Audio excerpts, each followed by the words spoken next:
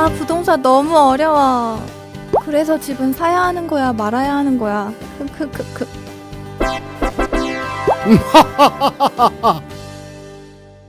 아, 이분은 바로?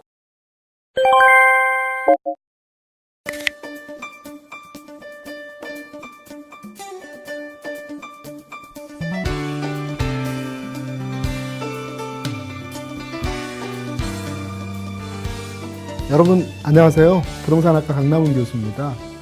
최근에 생전 전화하지 않던 친구들이 가끔 전화가 와요.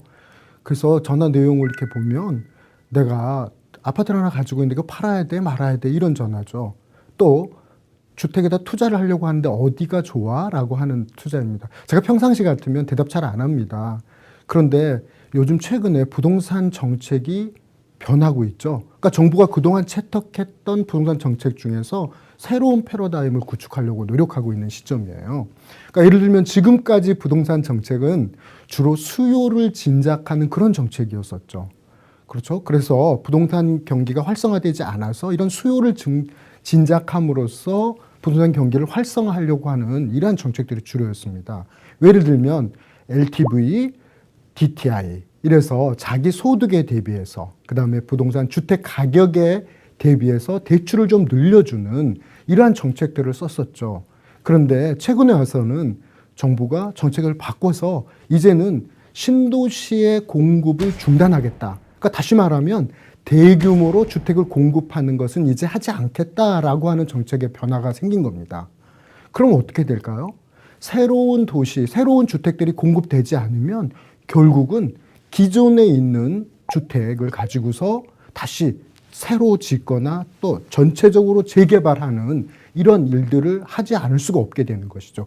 그래서 시장에 이제는 신도시를 공급하지 않을 터이니까 기존의 건축들을 새로 짓는 그런 일들을 하겠습니다라고 하는 것을 명백하게 보여준 것이죠.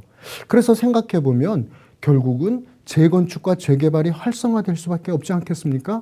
그래서 제 친구들한테 이렇게 얘기를 했죠. 네가 그 지역에 재건축이나 재개발이 가능한 지역에 부동산을 가지고 있다면 아직은 팔아서는 안 된다. 그래서 이러한 다시 개발이 되고 난 다음에 팔면은 훨씬 더 효과적일 것이다 하는 얘기를 하고요. 또 새로 투자를 하려고 하는 친구들도 있었어요.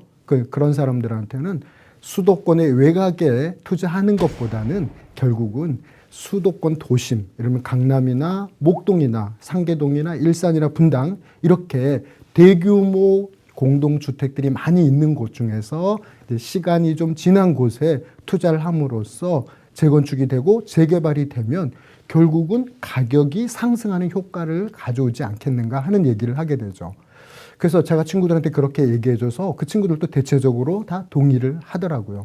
그런데 혹시 여러분 중에서 내가 1주택을 갖겠다라고 얘기하는 사람은 그런 거 고려하시긴 하지만 크게 고려하지 마십시오. 여러분이 가지고 있는 지금 현재의 투자 금액 그리고 환경, 직장과의 통근 이런 것들을 생각해서 아무 곳에나 사셔도 됩니다.